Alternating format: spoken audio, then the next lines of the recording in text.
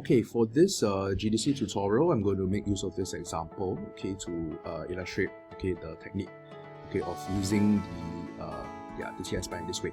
So let's look at this problem. Let X be a binomial distribution with some, number of trials n, probability of success is 0.4. Find the least value of n such that probability of X more than 3 is more than 0.9. Okay, so here n is changing.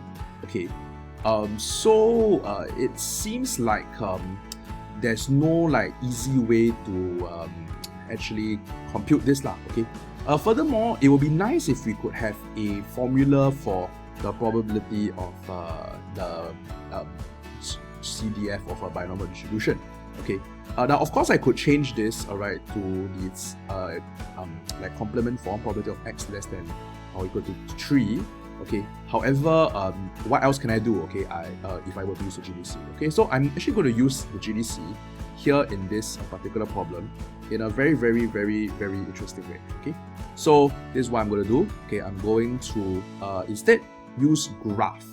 Okay, so what I'm going to do is I'm actually literally going to generate the entire sequence of probabilities and then eyeball which one actually exceeds 0.9, which value of n. Okay, so I'm going to use a graph to do that. Okay, so this is what I'm going to do. I'm going to key in here the binomial CDF function that will give me probability of X more than 3. Okay, so that's going to be, if you remember, by BINOM CDF. Okay, then the first letter is actually the number of trials n. Okay. However, here, because I'm going to plot X, right, I'm going to let X vary, so I'm going to put X here as the first number. Okay, the next number is the probability of success, 0.4.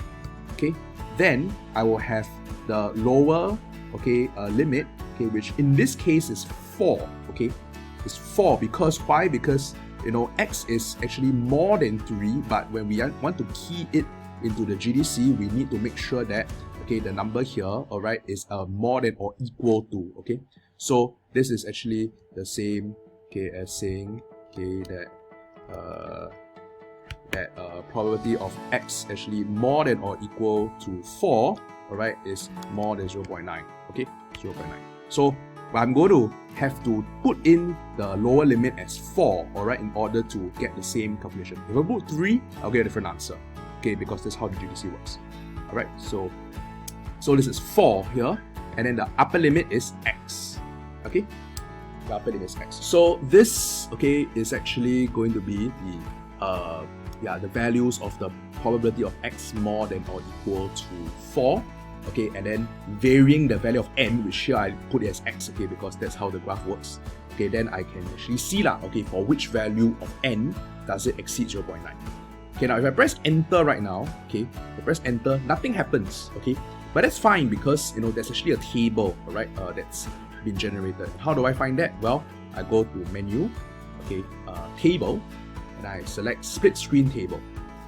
Okay, when I select split screen table, this appears, and actually this, you can see is the values of n. So here this is n equals to 4, alright, and the probability of X more than or equal to 4 is 0.0256. Okay, I hope it's clear why 1, 2, and 3 are error because well, if n is 1, then I'm trying to find the probability that I have X more than or equal to 4, which is weird because if I have only 1 trial, then how can I have more than 4 successes? Okay, so these are all undefined. The first number where it appears and it actually makes sense is when n is equal to 4, onwards. So I just need to scroll down here and I look for the answer, which is, well, 15. Okay, so 15 is the least value of n for which this is true. Now, how do I write this as a solution? Okay, so I can say this. Okay, so I can write something like this. I can say, well, from GDC once again. Okay, and I can say, well, the probability that X, alright, is more. Sorry, not that. When n equals to, well, 14. Okay, and the probability of X more than 3 is equals to whatever it was. What was it? 0.875. Okay, 0.875. And then you can say when n equals to 15, probability of X more than 3 is equals to 0.90 something, right? 909. Okay, so therefore the least value of n is 50. Okay, Thank you.